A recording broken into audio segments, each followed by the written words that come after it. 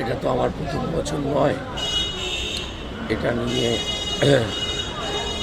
এই সরস্বতী সিনেমা এবছর চতুর্থ বছর,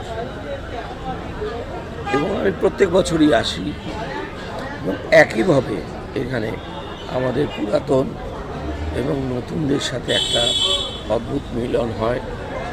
আমরা এনজয় করি সকলের সাথে, গান বাজনা যেটা বাগদেবীর আরাধনায় লাগে সেটা সম্পূর্ণ হয় এখানে এসে। এবং শিলাদিত্য এবং শুভেন বিগত 4 বছর ধরে যেভাবে এটা করে আসছে, আমাদের যারা আমরা ফিল্ম মিডিয়াতে আছি, আমরা সত্যি কথা বলতে আমাদের কাছে এটা বসন্ত উৎসব।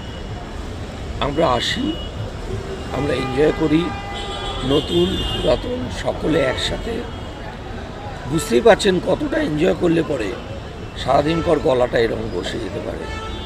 সকালে পুষ্পাঞ্জলি থেকে শুরু করে সব কিছু একটা বাগদেবীর আরাধনায় যা যা হয় সবটাই এখানে রয়েছে এবং প্রতি বছর এটা করে।